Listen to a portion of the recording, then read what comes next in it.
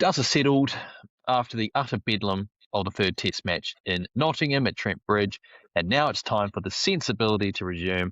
And by that I mean the Australian women's team absolutely dominating another world event and the kid opening the batting against Jofra Archer. Despite the fact it's midwinter in the Southern Hemisphere, there are plenty of points to go through, especially at a time when the FIFA World Cup is on as well. Plenty to go through together. So this is episode 6 of Nick and Nurdle. He's T. Winlock. I'm Jay Gabalinsky. T, how you going, man? How's your week been? Good, mate. Good. Coming off a sneaky little win in indoor. Literally comes straight from the indoor centre to recording this. So You're man in demand. That's good. Good for the Nine boys to get a W. It's not been the best season for us, but yeah, been an interesting week. One of the things that I have been pondering is now that Stokes is retired and Bazball it's inevitable that it's going to disappear. Someone needs to save Test cricket, and I do have a feeling we could be the thing to fill that void. You and I mean, it's been said for a long time. Not the players on the field. Players on the field. I think, yeah, we can be the noise that drives that going forward. I'll put it this way. We've been advocating for ourselves for a long time, and I'm glad it only took us about 10 seconds to get into Ben Stokes. But I think a lot of people have been saying he's not actually going to retire at all. I think this is going to be a sneaky, as we spoke off air, the text to Moeen 2023, Ashes, lol, are you keen? Something to that effect. And he's going to ride in on some form of chariot pulled by Joe Root and Harry Brook, maybe Shah Bashir. It's quite fitting. I don't know if we can call it Bazball anymore. I think Bazball's done. I think we're past that now. I think that was just a honeymoon, some kind of teenage romance that's kind of burned out now, and now we're back into the sensibility. And there are rumours, as I'm sure you're aware, and all the listeners are aware, that perhaps some hard-nosed JL cricket is potentially on the cards, which would be an absolute just scenes if JL got the coaching gig. But who knows? It's our job to both speculate and turn down speculation. So, yeah, I can't wait to see what happens there. Yeah. Just a side note on speculation and rumours. I did hear it floated that Kumar Sangakkara could be a good shout now that he's based over there for the director of cricket or Rob managing director's role. Yeah. Sounds like Alex Stewart might be a strong contender if that does come up, if and when. But yeah, I wouldn't hate to see it. Well, I think Kumar needs to stop playing club cricket in England and actually do some proper work. I mean, I love Sangakkara. He's been he's been a bit of a hero of mine, if I'm honest. But he does fancy. I imagine playing fourths, thirds, and just I think it's second div. So that first, there's a player I coach who's over in the UK at the moment, and that first 160 that was kind of did the public rounds. I was like, oh, that club looks familiar, and I was expecting to see him playing against the fella I do a bit of work with, and it turns out it was against their twos. But apparently Sanga is an absolute just loves his club cricket, like he's a nuffy like all of us, just a bit more talented. But the main reason he plays is for the barbecue after the game. Fair enough. And everyone seems to be happy enough. He's pretty generous this time with the opposition, shouts a few rounds of beers. Yeah, very well acclimatized to the English club culture. I mean, I'm complaining about it, but if we were playing back in our heyday, which lasts, I think, a couple of days in the summer of 2015, but if he rocked up and he's the opposition, I'm just completely starstruck. That would be amazing, would it not? Imagine Kumar Sangakkara. Yeah, I completely agree. That would be one of the days you'd be happy to be pasted about, I think. Yeah. Imagine if you I can just imagine, just being selfish for a moment, just some very poor off spin from myself, just landing one and getting a Nathan Lyon style first ball wicket against Kumar would be just unbelievable. But anyway, we can dream. We can dream. Right, let's start with India, England, which seems to be a nice distraction from the chaos and, drama deluxe of this New Zealand-England series. So the kid got a game. He's debuted now, and he's opening up against Joff. India not doing amazing at the old T20 stuff. I'm not sure what the go is there. I mean, turnover 2 zipped by the Irish, and now they've lost the first 2 of this series. Rolled for 76 in the second dig as well, which is quite funny. Also at Trent Bridge, so maybe there's something in the water up there. In doing so, they're on the brink of now losing, I think, back-to-back T20 series for the first time in almost a decade. I think that was the stat. Yeah, when coming from the world champions, that's interesting space to be in, right? Have they played a game since the final, or was India, against Ireland, their first game? Quite possibly their first. Yeah, okay. So what I'm hearing is we soften them up. We're the Test cricket podcast. We're not the T20 podcast. Well, yeah. Well, but in saying that, though, we are a New Zealand podcast. I'm just trying to think. Last time we played India was obviously the final. We got plenty rolled. We'll leave that alone. But we softened them up. We softened India up for the Irish to swoop in and do what they do and do what they do best, which is to win 2-match series of T20 cricket at just the very beginning of the English/Irish summer. But no, they are different, the English and Irish summers. They'd be known. But yeah, interesting seeing India not do amazing. And when that happens, I mean, Gautam Gambhir he's a man for many occasions, but he does cop a lot of flack.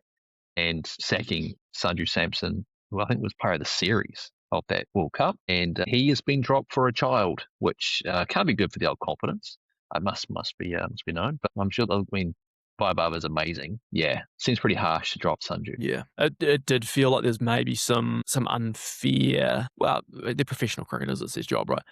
But perhaps some unfair pressure on Sanju. Like people were calling for him to be dropped straight away. You do feel like they needed to fit Vaibhav in after the domestic season he'd had in the IPL. Yeah, it's a tough decision to make. Good position to be in, right? To be fair, it's a good problem to have. He's faced 15 balls in international cricket and hit 4 of them for 6, and he's only scored 3 other runs. Going too slow for my liking, if I'm honest. 4 out of 15, like you should be doing at least 3 quarters. Yeah, it'd be interesting. Yeah, it was like how many games have they got? A couple more games to go over there. Yeah, as we go to where they're 30 balls. Yeah, they're playing in Bristol, the third game. Yeah, which is our stupid o'clock, I think 2 a.m. So it's one of those things you wake up and have a look. Have a look at it. But yeah, it's 25 balls and hit 60 odd. Yeah, it does make you wonder if he does like legitimately bat the first 10 overs. Like it could be, he could actually bat sensibly and like be like 50. Even the power play, mate. Yeah, like I just don't think that's like. Yeah, I think his role is just to put the foot on the gas and empty the tank, and if he comes off, they win the game. Yeah. I don't think he's. Yeah, it was interesting. I can't remember the game it was, but there was some player that took him almost 10 balls to get from 90 to 100 and that sort of thing, and like that's almost like a droppable offence now in T20 cricket that you've just got to if you're set, you've just got to keep going, and if you're not, you got to get out of the way for the next person, right? Yeah, exactly. I think during the World Cup, there was a couple of instances of players getting retired out, and in the IPL as well. So, I mean, if you take too long, you're out of there, son. I think Conway might have got retired out in the IPL. Did he get retired? I can't remember. But there are a couple of instances where that definitely did happen. That's probably right down there in terms of the worst thing that happened to you on a cricket field is being asked to, mate, you're not good enough, get the hell out. But yeah, it's a thing. Yep, more reason to be scared of the game. But with 3 games to go, still plenty of cricket to be played. And yeah, T20 cricket, unfortunately. Oh, no, unfortunately, but it's going to have more say as we go. So these series do matter. Just on Indian kids, just was looking through some scorecards, as you do. India under 19, Anvay Dravid. And you're like, no, it can't be. Rahul Dravid's young fella, top scored for India in that game. I think they went down to Sri Lanka. Well, I think Sri Lanka won quite convincingly, chased 282 down. I remember got 150 not out. Must have been a flatty. But yeah, Dravid made 87 off 60 odd. Very opening 3, 4. So I think he's keeping and batting about 5. I think that runs the family. Dravid did have the gloves for a while, didn't he? Yeah, he kept in limited overs cricket for a while. Yeah, early 2000s gear.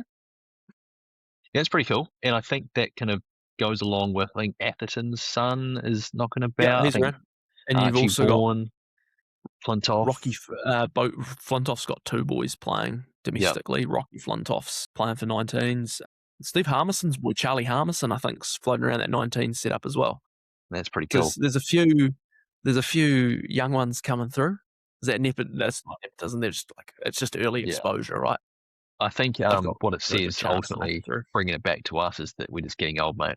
Like the players we used to watch, their kids are now not just better than you and I, but playing at basically the international level. So kind of cool, but also kind of terrifying, and plenty of serious questions to ask ourselves as we go to sleep at night. Anything else on the India England series apart from Joffrey doing this weird hand thing, which I still don't understand what that is. Oh, okay, yeah, Josh Tongue, cheeky fourfer. No, yeah. I think second game is good. Bethel few runs, 70 odd, look nice. Things you like to see. On Tong, Atherton referred to him as Tong. So he also called Blundell Blundell. So I mean, the bar's pretty low. Okay, I think it's definitely Tongue then. Yeah, I don't know. Yeah. It's not for us to be right about these things. It's for us to speculate and just wildly assume and make brief, sweeping statements as and when we see fit. So, but yeah, the cricket was good. I guess we can sum up the series so far with that. And speaking of the series being good, West Indies, Sri Lanka, a bit of rain knocking about. Watched out a couple of the white ball stuff, but are West Indies good? Because they're scoring some bulk runs. They're not just their top side. Just for those who aren't, glued to their screens, and particularly the Cricket Info app, the West Indies select 11 took down a pretty decent Sri Lankan side on the lead up to the first Test match, and then they completely dominated the first Test match. Just a few stats from the game: a double ton for Jangu and 195 by Roston Chase, and then in the second game, Shai Hope 112 and Justin Greaves 180. And then in and amongst that, 300 wickets for K. Roach as well. I think there were some runs by the Sri Lankan side, but if you lose, we don't mention you, so you're out. Yeah. So West Indies good? Is that a thing, or is I reckon they're pretty steady. They're pretty steady. They won the T20 series. I think there was 2 of the one days were rained out, so it's going to be an interesting series when we go there. Shortly. 3 days, I think it is. Yeah. So, geez, that's not a long turnaround. Like you look at. It's even with the Bangladesh, Zimbabwe stuff going on, then they're going to be over in Australia shortly. Like they're just bouncing all over the place. Just the schedule's a mess, right? It's been that way for a while. I think after the World Cup, I think the first couple of the next fixtures are or the next T20 series. What do you call it? Having mind blank here, mate. What do you call it? Like the Major League Cricket stuff. What's it called? Yeah, IPL. No. Yeah. Whatever franchise cricket. There you go. Got it. Thank you, guys. That's the end of the episode. That's what all this T20 cricket has done to our brains. Yeah, I mean, I'm going to blame that apart from, my upbringing. But, the franchise stuff to start straight away. Like, you'll have series going and then a few days later, boom, we're into it. And I think, look at some of the players, that's just kind of how it is. I think Maxwell was talking to the wheel. Yeah. Maxwell was talking to the Great Cricket Boys and just saying that it's just like when we're in, we're out. And you focus on what you need to do for that team, and that's it. It's a thing, I'm afraid. I suppose the players to decide what they want to do, but yeah, West Indies looking good, don't forget they did manage. Yeah, and they scored some bulk runs against us as well. In that second Test match in Christchurch, I tell you what, they got pretty close to chasing down, was it 500 plus? Justin Greaves 200 and Roach with a 50, and I'm sure other guys got runs too, but I can't remember them, so therefore that happened. But yeah, it's good to see West Indies playing some good cricket, and I mean it's kind of a yardstick for the game at large, right? So if the West Indies are a good side, it tends to be that the cricket's in a good place as well. Yeah, they do seem to have put an emphasis on their test program as well, which is cool. Yeah, but I mean, it's good to see them sort of getting some fast bowlers coming through again, like Shamar Joseph looks like super impressive every time I watch him bowl.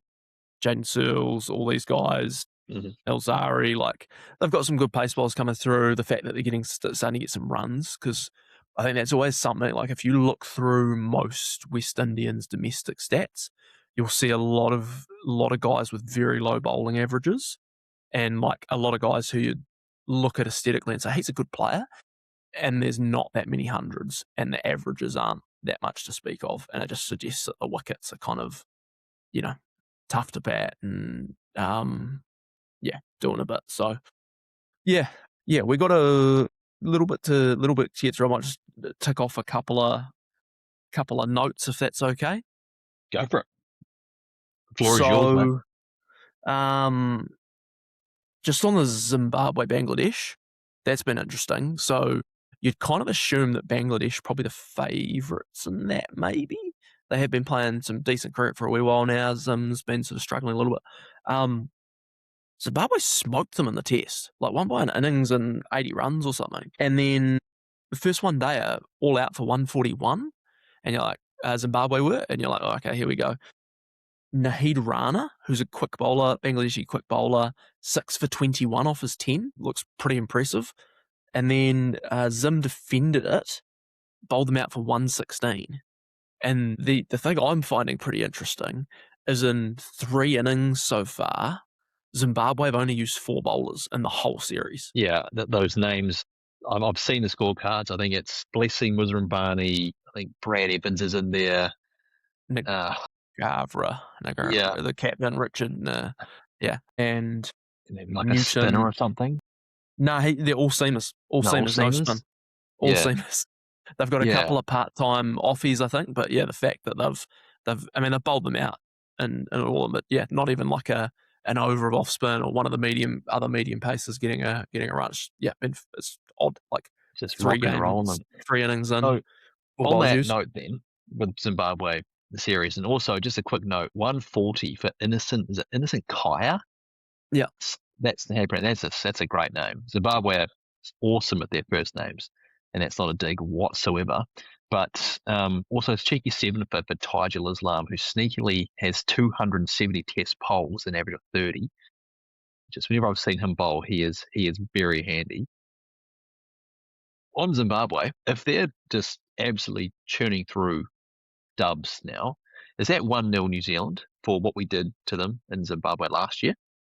And is that 1-0 against Pakistan, who Bangladesh completely destroyed and who themselves have now been rock and rolled by 4 blokes from Zimbabwe? Yeah, it's probably a good sign, right? That, that it's not just one-way traffic. It's not the same 4 or 5 teams winning everything all of the time, that there is actually some upsets. Yeah, but, exactly. Pakistan don't look to be in a great place at the minute. No. Their cricket looks like it's struggling. Hesson taking the white ball stuff there, so not sure. Like, he's got a pretty good track record, right, of turning around some, when he started at Otago, they weren't the strongest. It was sort of, where all the, for lack of a better term, like ugly ducklings ended up, or not ugly ducklings, but like if someone couldn't make it somewhere else, they'd often end up down in Otago, turn them around, turn them into a championship side. Yeah, and then what he did with the Black Caps with McCullum was, very impressive. Yeah, so it'd be interesting to see how it goes there. I think the politics with Pakistani cricket seems to be pretty tough to manage, but yeah.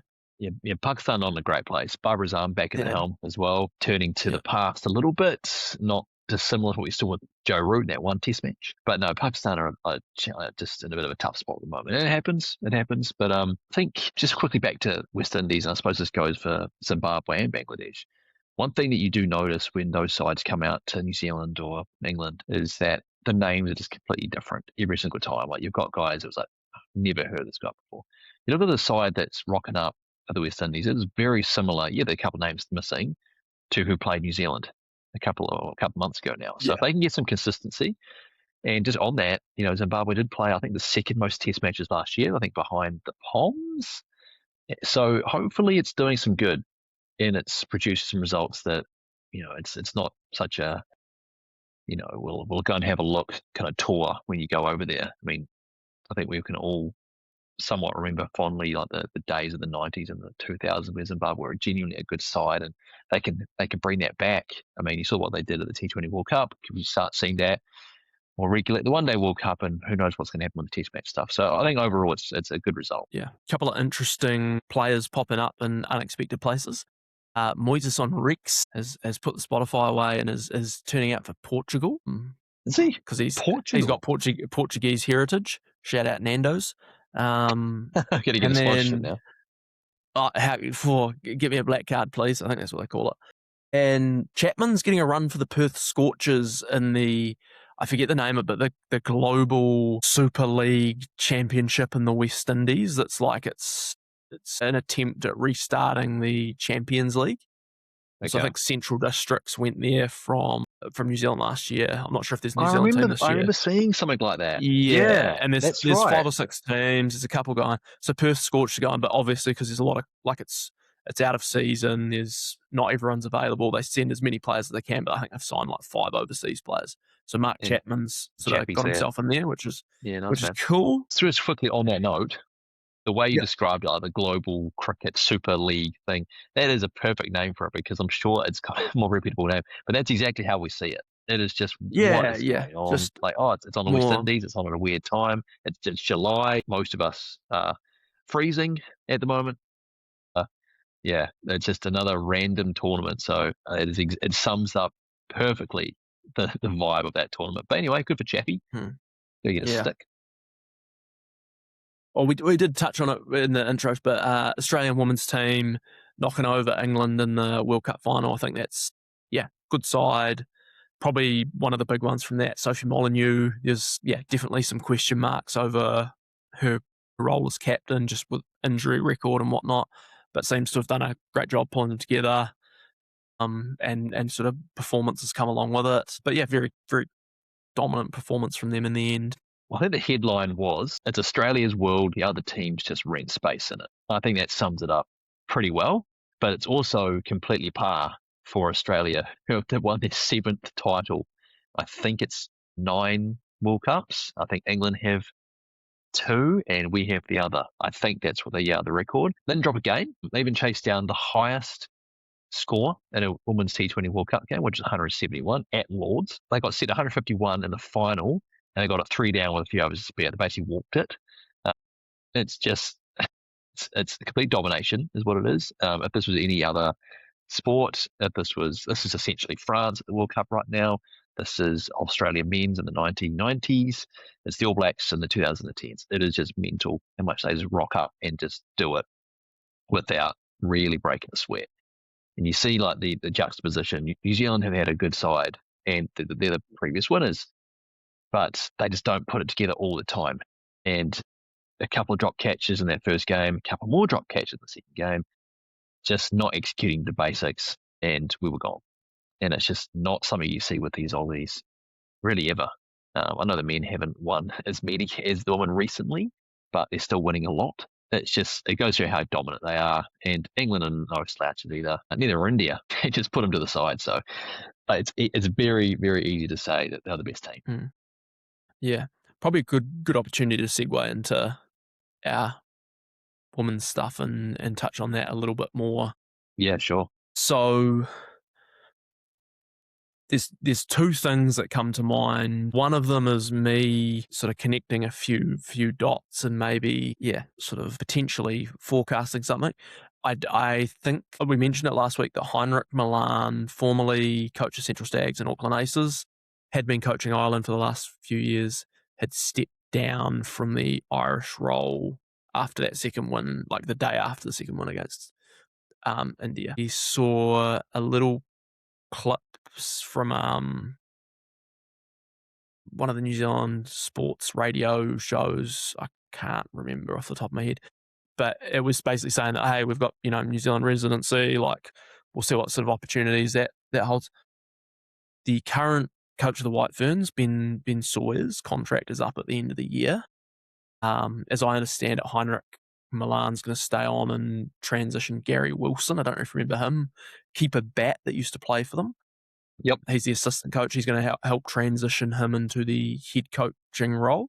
So I could see there being a timeline where maybe come December, January that, hey, no, I mean, he might not be looking at moving into the women's space, but I could see an attempt from New Zealand cricket to get someone like him who's quite highly thought of. He'd been involved in the White Black Caps set up sort of during that COVID period where they were using a few different coaches. And I know he's fairly well thought of amongst players in the area as well, but could be an opportunity to get a good person involved back with the game. And I'm not sure, like Ben Sawyer might be doing a fantastic job and they might love him and they might be happy and it's just a team in transition.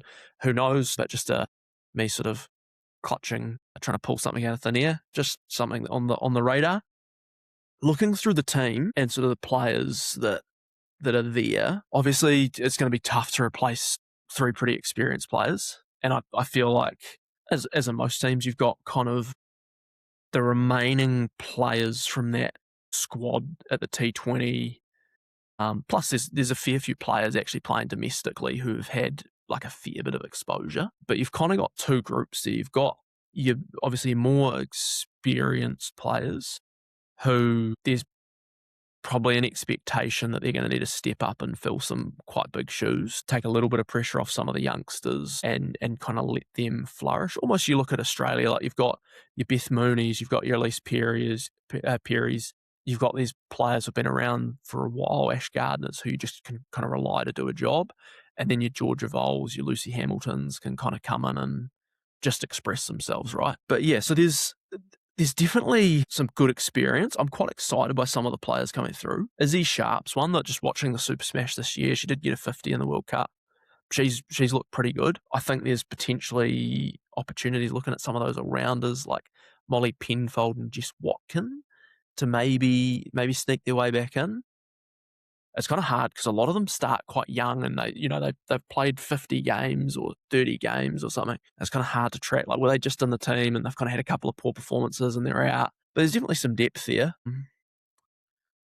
think there's a couple of young batters coming through that could be interesting. Probably still a wee way, but Wellington, Hannah Francis is a pretty good batter. She scored 100 in the 50 over stuff. Pretty young, but just like a bit like been scoring club runs. She's like 15. Probably wants to improve the strike rate a little bit, but just has a real appetite for run scoring. Prue Cadden seems to be a little bit in that mix. She was quite high up this run scorers for the T20 stuff, but struck it under 100. So if she can get that strike rate up a little bit, that's going to help her case. Emma McLeod's another nice player, scored lots of runs, but yeah, there's some interesting stuff there. You'd like to see Brie Elling's development continue, I think. Yeah, but it's going to be an interesting little period for them because you hope that the obviously Amelia's done really well, but the Maddie Greens, the Georgia Plumbers, the Brooke Hallidays, Rosemary Mears, Jess Kerrs can like step up and kind of carry this team forward.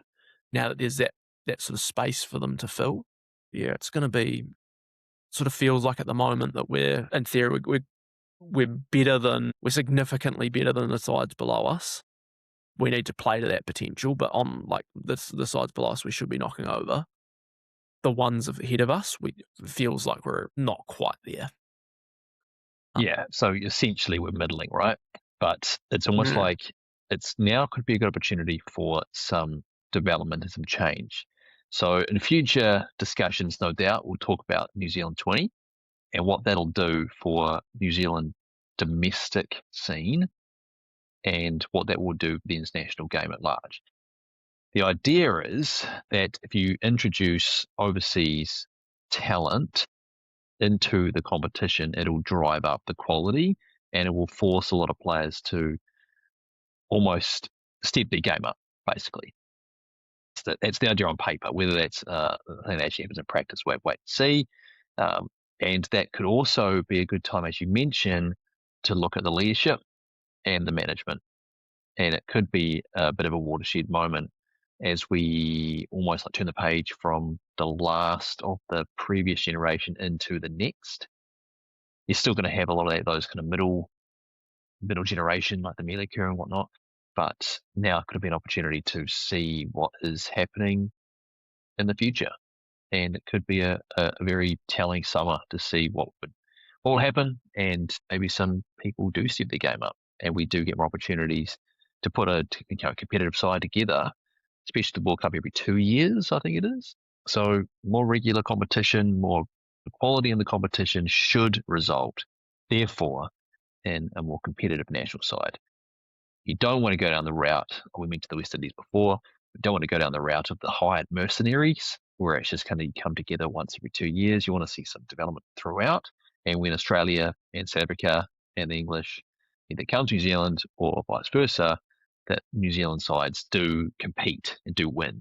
Because I think that's ultimately the whole point, right? So, yeah, it'll be an interesting summer and potentially one that might change, from the old to the new, if you like. I completely agree with the principles and whatnot of what you've said there. As I understood it, I thought that the investors in the NZ20 were only interested in setting up a men's competition. I'm sure there was talk with the I women's. mean, I hope it is the case, because I think that is a game changer. You look at what the WBBL's done, and I think that's someone that's told me that. I don't think I've read that or anything. That was someone who's Let me kind see of if I can fact check what this is adjacent all about. and yeah. So no, that'd be. I think I tend to agree, and I think that's good where you see more of the players represented in the Big Bash.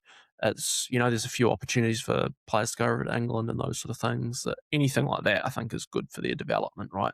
And it's something that is New Zealand cricket's done more broadly quite well, that they know we don't necessarily have the resources to develop all our players just at home. That outsourcing and letting them go to the IPL and go and play county cricket using other places that are better resourced to help as part of that development, and not the whole burden sort of falling on NZC. Exactly. And just quickly on NZ20, I found this on the internet, so it must be true. Yeah. The concept aims to create dedicated windows, January for men, December for women, where the best players are available without conflicting with international tours. So hopefully that is true, and our women's side do get an opportunity to partake. Well, should we go on to the next topic, which is the New Zealand contracts, unless you've got anything else on the Women's T20 World Cup, which has inevitably gone to Australia? No, let's do domestic contracts. Alrighty. So, New Zealand men's contract list came out a couple of days ago, I believe. It might be a bit late on that. So I'm just going to read out the names very quickly. Blundell or Blundell, depends on if you ask by Atherton. Mike Bracewell, Chappie, Devon Conway, who's back from the casual contracted player. He is now back as a fully contracted player. Duffy, Nick Folks, Mitch Hay, Matt Henry, Cole Jamieson, Tom Latham, Darryl Mitchell, Henry Nichols, Willow Rourke, Glenn Phillips, Rutchin, Sants, Ben Sears, Nathan Smith, Blair Tickner, back in the fold after missing a contract last year, I believe, and Will Young.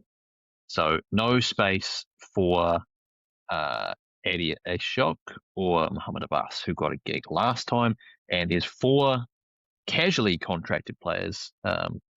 Most of them won't be a surprise. Finn Allen, Tim Seifert, Adam Milne, and Lockie Ferguson. Obviously, there's no Kane in that list, who is no longer on that list since time began, I think is the appropriate term. But in general, I don't think there's too many shocks in there. I think Bracewell and actually speaking of that, Michael Bracewell and Chapman have opted to stay out of the red ball stuff, I believe. They're looking at white ball stuff only, which is interesting considering that 2 years ago in India, Chapman was, I think he was a sub fielder for most of that series. He was in and around that side. And Michael Bracewell, he played for New Zealand Test match side last summer, and he bowled like 50 overs against West Indies. So it might be a sign of where they are in their career. And the last one to note, I think, is the niche. Unleash the Niche is domestically contracted to Auckland. Yeah. So there's been some interesting things, and taking it, I guess, the step below that in terms of the domestic contracts. There's a couple of interesting ones there. So I mean, I've got all the notes on it, but on the T20 thing, the fact you have Neesham coming back on domestically, I think Auckland are keen for him to play red ball cricket. I don't think he wants to. I think he just wants to play limited overs. I think it's partly around trying to make himself eligible for the One Day World Cup. Next year, right? That I think they've sort of said that, hey, look, if you want to be a part of that you're going to have to play domestically. Tom Bruce sort of basically gave his contract back partway through last season to go and play in the Dubai T20 Scotland League, I think, as well. He did play for Scotland as well, but I think it was to take a contract with the Dubai League. And something the Desert Vipers or something like that. And he's back on contract. It's kind of an interesting one, right? Where some of these guys have kind of foregone that to go out in the wild and kind of chase the lucrative stuff, which I thought, I'm kind of torn, because I think getting those guys around young players and having that experience in the changing shed is a good thing for New Zealand cricket, but it's also kind of like Devon Conway, for example, has he just come back on contract because some of those opportunities have dried up and he's not getting as much action as he thought he would be in that space? And then that means but I think probably is the and answer, but it's not a bad thing. Yeah, I think that's where I'm settling, but I just still sort of mulling that over in terms of exactly where I sit. I'll just quickly run through in terms of ins and outs mainly. And that's, what have we got? So Auckland are fairly similar to last year. It does with Neesham coming back in. There's one of the players, Harris Cannon, did score 100 against CD. He's actually he's relocated to Wellington. He's helping out with our academy, but he's going to try and play for Wellington. Moved down here with his wife. So that's cool. He's not going to get a contract at this stage, I don't believe. But yeah, I think he'll be a good addition, and he's only 22 and he's a really classy left-handed bat. I could see him actually playing a fair bit this season. But it looks like either Sid Dixit or Jordan Sussex will get the last contract there. They were both contracted last year, so unfortunately one of them's going to miss out, which is tough. Shipley leaves Canterbury to come to Wellington, which is a massive, massive get for Wellington. I think that'll definitely just bring a bit of freshness into the attack in terms of that caliber. You've got some really good bowlers that are just sort of heading towards the end of their career, and then you've got some youngsters kind of coming through or sort of find their feet. So nice to have a guy who's sort of fairly well established and still got some really good years ahead of him. But Lockie Harper's signed for Canterbury, and there will be a new contract there. In terms of the last one, Wellington, Abbas comes in, Nick Kelly goes out, Shipley comes in, Sneddon's retired, and probably a Mog who took one of the contracts last year, Seema. He'll get the last one here. Indeed. Snehith Reddy back on contract, or maybe it was his first one. I'm pretty sure he's back on contract. Nick Kelly obviously goes up there. Their batting looks like sneaky. Like they probably have the strongest batting lineup in the comp. Nick Kelly, Robbie O'Donnell, Jeet Raval's available, but he's not taking a contract, probably for work commitments, I'd assume. But Nick Kelly, Robbie O'Donnell, and Joe Carter are like three of the stronger middle order batters going around, and I'm not sure the other two are going to play too much for New Zealand, so they kind of become a bit of a powerhouse. Barrett Popley retires, pretty formidable red ball batsman for ND. What do you got? CD's interesting. They've had three come in. Jake Gibson's moved up from Otago, pretty dominant all-rounder. He'd had a really good season 2 years ago and then just sort of plateaued. Well, it was odd. He had a role at the top of the order for them 2 years ago in the T20 and just smashed it. And then they kind of tried to get him like coming in down the order and just couldn't get going last season. So probably a good move for him. Sam Cassidy, young batter, and Taylor, I believe it's Bettelheim, who's a good looking opening bat, quite well organised, on contract there. Will Clark and Angus Shaw sort of fighting it out for the last one, which seems odd. Like they're both fairly well established. Sort of surprising to see those guys, miss out. Otago's an interesting one. They had two guys you knew needed to get one. Tom Jones, who's also Jeremy Coney's grandson, captain under 19, scored 100 in his okay. It's not. I think the early exposure thing is definitely if you're around people with that sort of knowledge and expertise from a young age, it definitely helps, right? And whatever it is. Yeah. But he scored 100 in his first class game against Wellington, batting at 3, looks a player. And Tom O'Connor, Shane O'Connor's son, took a boatload of wickets. I think he took 29 wickets in 6 games at an average of 17 or something. Also had an 80 not out to help them win a game. And they've got some good youngsters coming through there, like those two.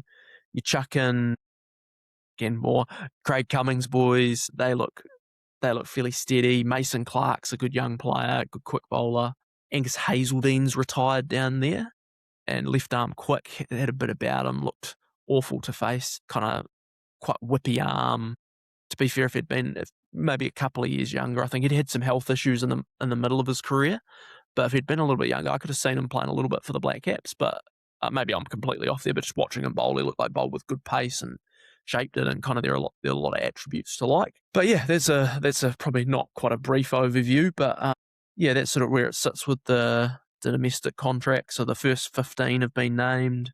It's the first time in the last few years that they've actually, all 6 provinces have named 15 of the 16 in the first round, and then one to be added. So yeah, probably there's a couple of them that it's probably quite straightforward who goes in, but CD will be an interesting one, and I think Canterbury will be another one where it'll be interesting to see who gets that last one, because that'll be a new contract down there unless someone's moving from out of the region. Yeah. It's a great roundup, T. Well done, mate. I think that, again, back on the NZ20 stuff, like the idea is that if there is a more higher competition running at that time, could be more talent going back to the club game, going back to the first class game, and therefore producing an overall better quality product. But I think in general, New Zealand's domestic scene's been pretty strong, and it's been seeing some good results from the New Zealand side at large. So yeah, very good roundup, mate. Well done. No, well, that's yeah. I think you'd call them the mental deficiencies. What my proclivities lean towards. But yeah, I always find that interesting time, sort of new contract time at the start of the season. So yeah, be interesting to see what happens the next sort of while. There was some interesting stuff going on last year. Like first time in a while that sort of people were turning them down and those sort of things. And yeah, so I'm sure it'll be plain sailing, but yeah, might be the odd little bump along the way as well. So yeah, that's saying everything and nothing at the same time. And maybe I could have a career in politics. Well, I think with that, I think that might be enough for this episode. We haven't covered the New Zealand West Indies series yet. We might do that in a future episode. I think good roundup, mates. Another good conversation in and around the cricket space, and in general, I mean, it's an exciting time for New Zealand cricket coming off a good result on the men's stuff, less so on the women's side, but still some, as we've spoken about, some good opportunities coming up at the end of the year. And if history has taught us nothing, July is the best time to talk cricket, especially New Zealand. So I think we're in a good place. Yeah. I think we'll give it another week as well to let my blood boil about all these Australians writing our chances off in Australia already. Yeah. I think that'll I think there's going to be plenty of time for that as well. I think it's to be fair, our record's not great in Australia, but it's not. But revenge tour is on. You know what I mean? So now's the time. To prove everyone, and by everyone, I'm not sure who I'm referring to. Maybe some fellow people on the internet who are just as important / mentally ill as us. We can prove them wrong. And by we, I mean 11 blokes that we don't actually know. They happen to be from the same country as us. So we'll see how we go. Yeah, good place to end it, mate. I think so. Right, T. Have a good week, mate. Talk later.